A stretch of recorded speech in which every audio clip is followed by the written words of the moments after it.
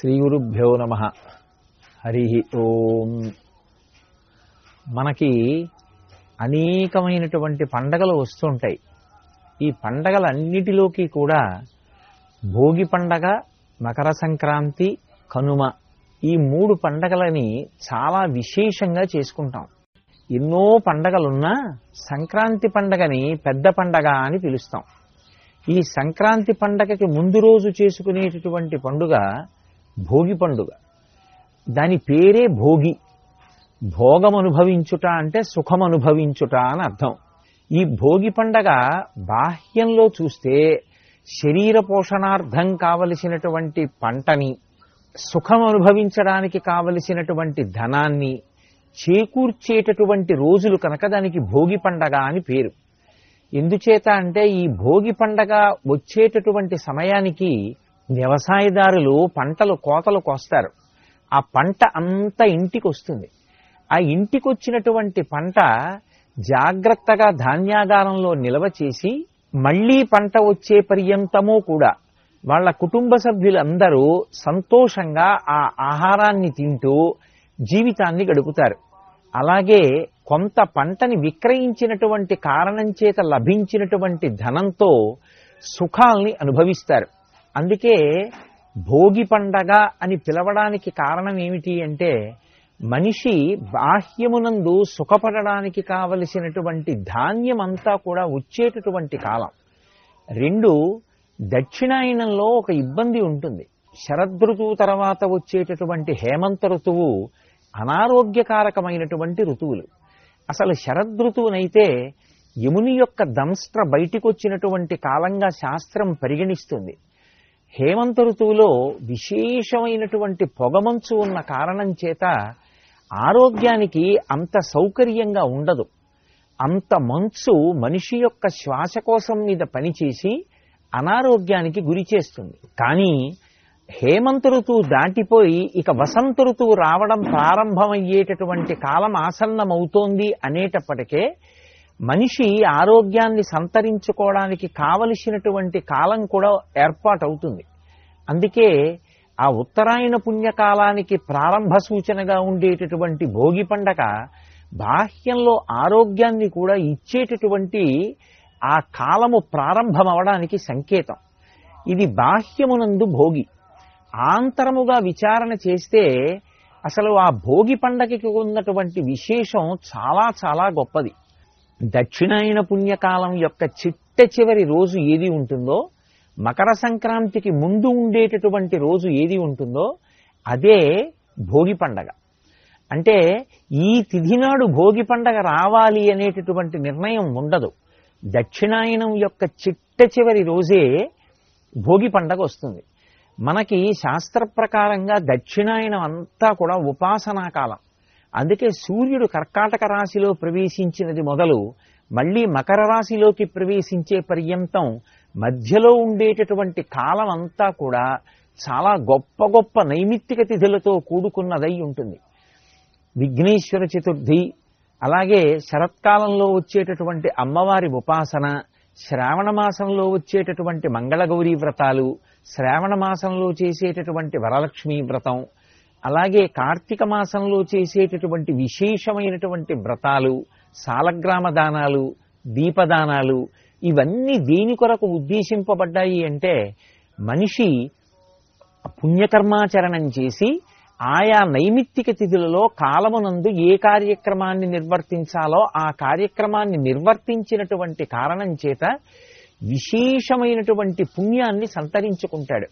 ఆ పుణ్యం దేని కొరకు ఉపయోగపడాలి అంటే మళ్లీ ఏదో ఉత్తర జన్మలలో ఆ పుణ్యాన్ని అడ్డుపెట్టి సుఖాన్ని పొందాలి అనేటటువంటి కోరిక కన్నా కూడా ఆ పుణ్యం చిత్తశుద్ధిని ఏర్పాటు చెయ్యడానికి పనికి రావాలి అని కోరుకున్నవాడెవరుంటాడో అటువంటి వాడికి ఈశ్వరుని యొక్క కృపాకటాక్ష వీక్షణం చేత ఆ నైమిత్తిక తిథుల యందు చేసినటువంటి కర్మాచరణము వలన కలిగినటువంటి ఫలం చిత్తశుద్ధిని కల్పించడానికి సాధనంగా మారుతుంది.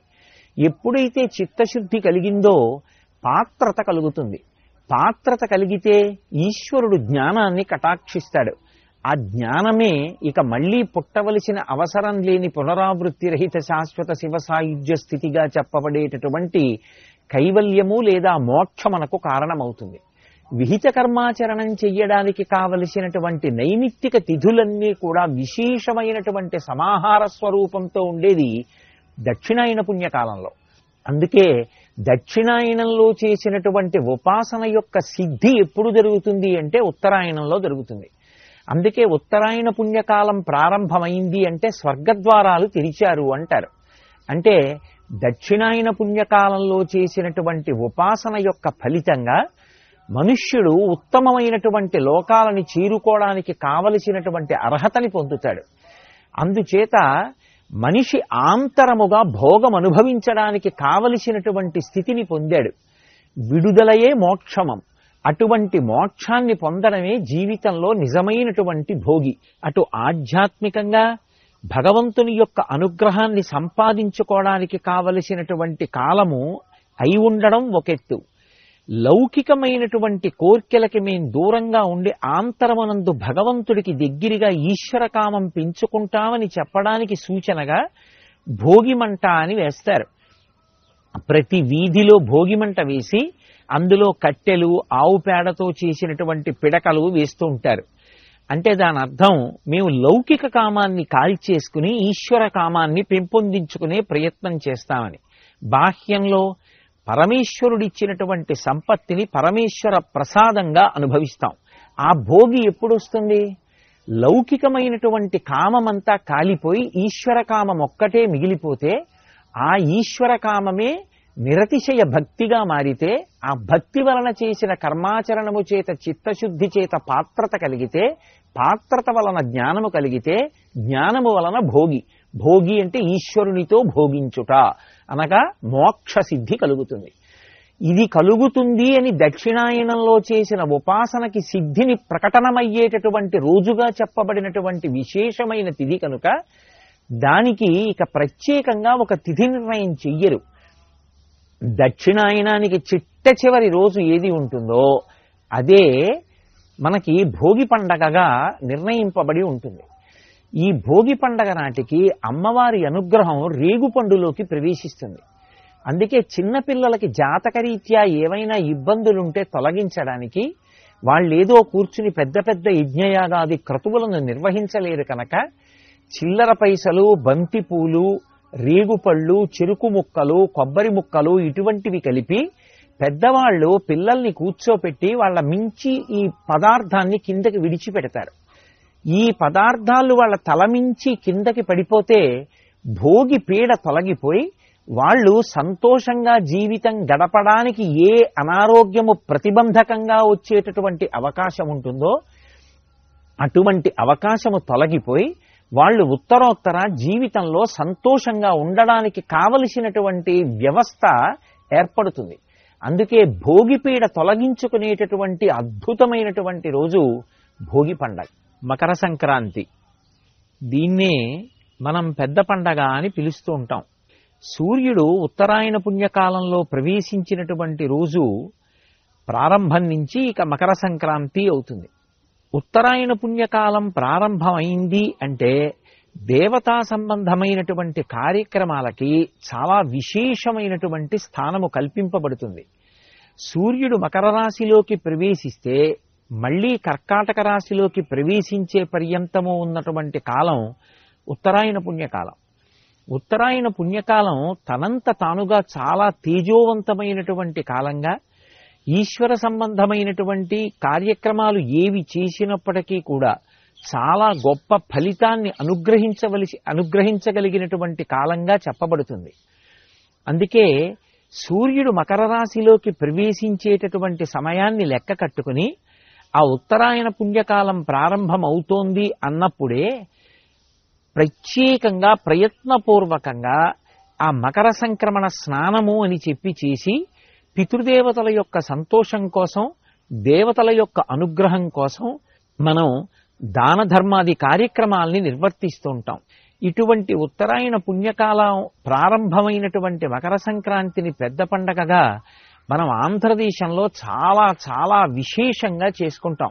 ఆ పండగ నాడు కొత్తల్లుళ్ళని ఇంటికి పిలిచి చక్కగా వాళ్ళందరికీ కూడా తలస్నానం చేయించి నూతన వస్త్రములనిచ్చి మంచి మధుర పదార్థాలతోటి అత్తవారి ఇంట్లో చక్కటి భోజనం ఏర్పాటు చేసి విందు వినోదాలతో ఎంతో సంతోషంగా చేసుకునేటటువంటి పండగ.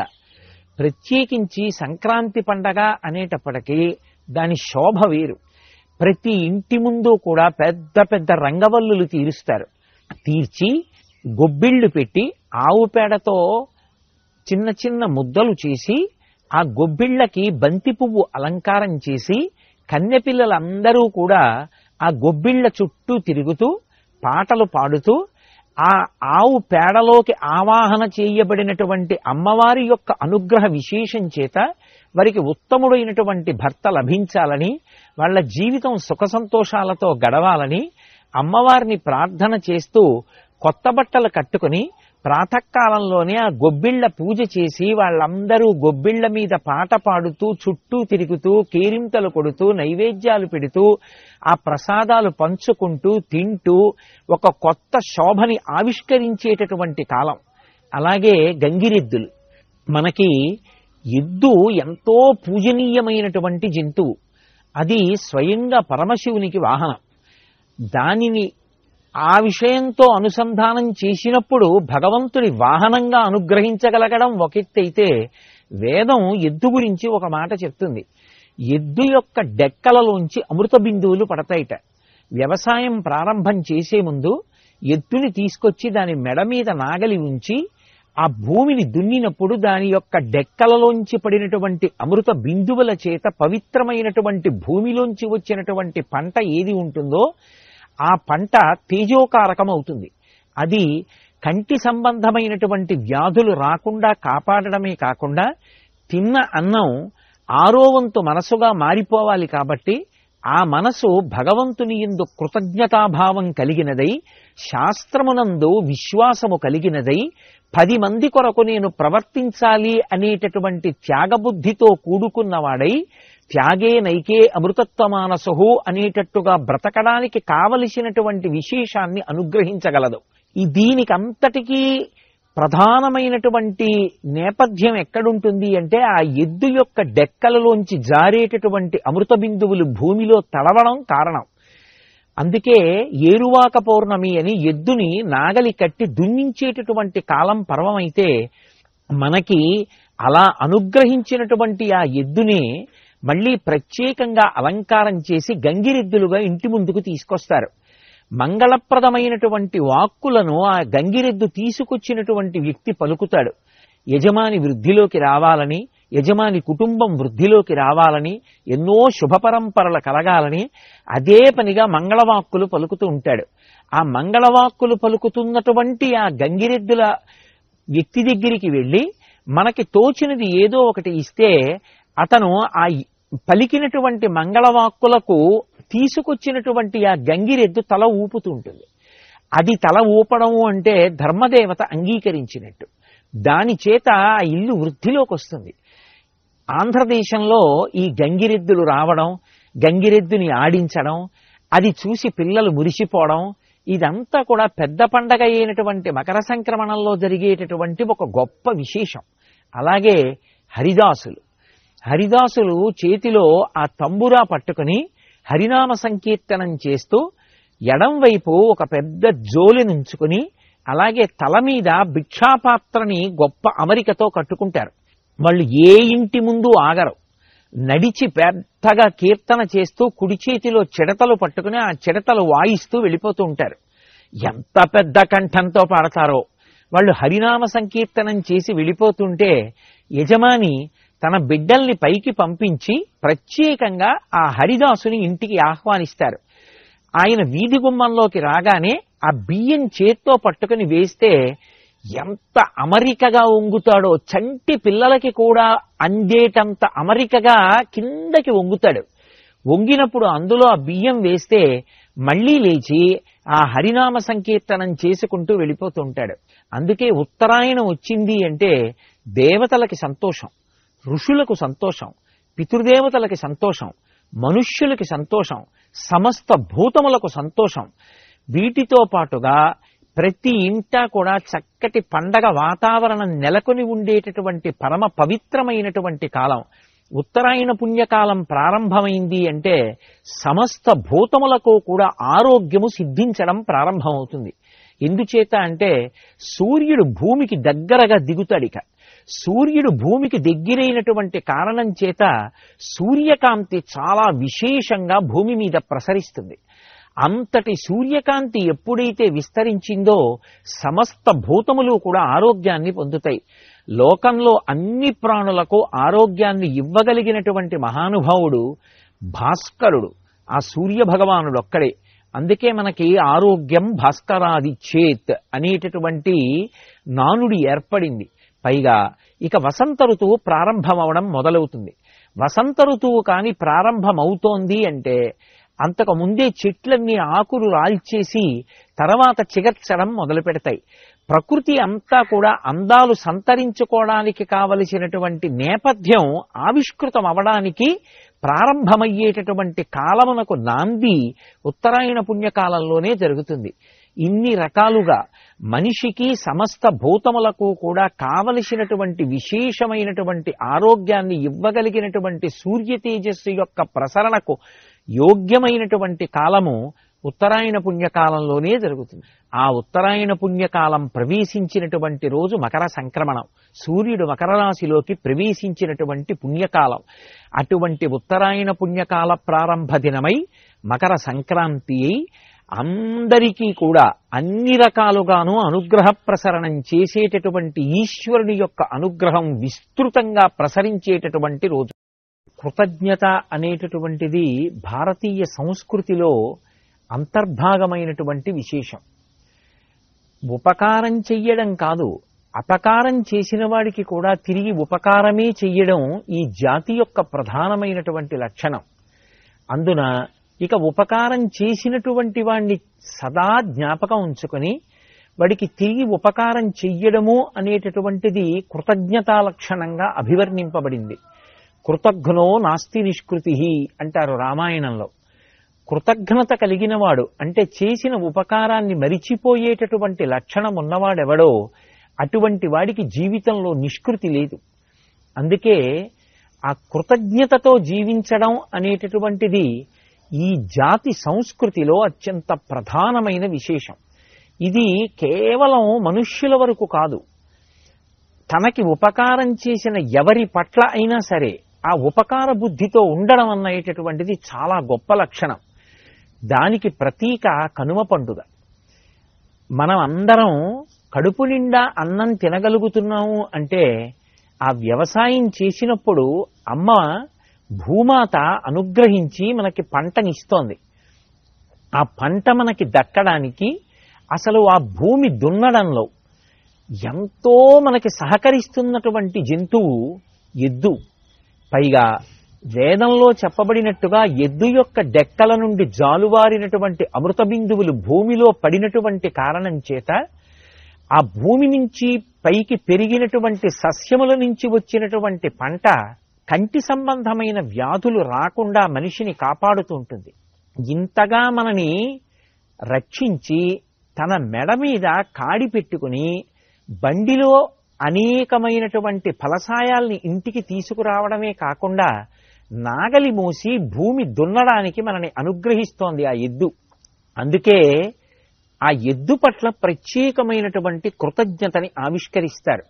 ఆ ఎద్దు పట్ల కృతజ్ఞతని ఆవిష్కరించేటటువంటి పండగకే కనుమ పండుగ అని పేరు. భోగి నాటికి ఇంటికి ఆ పంట అంతా వచ్చింది. సంక్రాంతి పండగ నాడు కొత్త అల్లుళ్లతో కలిసి సంతోషంగా భోజనం చేశాడు. మరి దీనికంతటికీ పాటుగా తనతో పాటుగా కలిసి శ్రమించినటువంటి ప్రాణి ఒకటి ఉంది, ఎద్దు.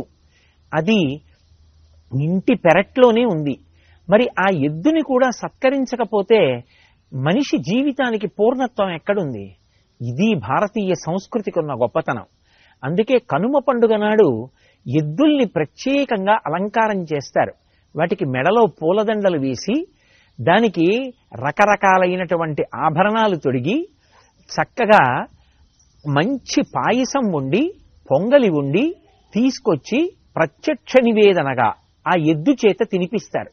అలాగే మనకి పాడికి కారణమైనటువంటిది ఆవు. ఆ ఆవు ఇంట్లో ఉంది కాబట్టి దాని పాలు తాగగలుగుతున్నాం, యజ్ఞయాగాది క్రతువులు చెయ్యగలుగుతున్నాం. ఆ పాలు మన పిల్లలకి పట్టి వాళ్ళకి మేధో వికసనం జరగడానికి కారణముగా వాడుకోగలుగుతున్నాం. అటువంటి ఆవుని, ఎద్దుని మన కృతజ్ఞతని ఆవిష్కరించడం కోసమని చెప్పి అలంకరించి ప్రత్యేకంగా పొంగలి వండి తీసుకొచ్చి ప్రత్యక్ష నివేదనగా తినిపించేటటువంటి రోజు. అరుణాచలం లాంటి క్షేత్రాలలో అనేకానేక దేవాలయాలలో, ప్రత్యేకించి శివాలయాల్లో ఎక్కడెక్కడ నందీశ్వరుడు ఉంటాడో అక్కడక్కడ అంత గొప్ప అలంకారం చేస్తారు. నందీశ్వరుడికి ఆ రోజున ప్రత్యేకంగా అభిషేకాలు చేస్తారు.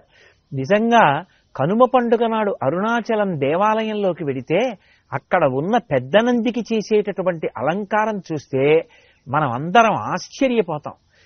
ఆలయంలో ఉండేటటువంటి నందీశ్వరుడి దగ్గర నుంచి బయట పశువులన్నిటినీ కూడా అంత గొప్పగా అలంకారం చేసి ప్రత్యక్ష నివేదనగా వాటికి పొంగలి పెట్టి కృతజ్ఞతావిష్కారం చేసేటటువంటి పండగ కనుమ పండుగ.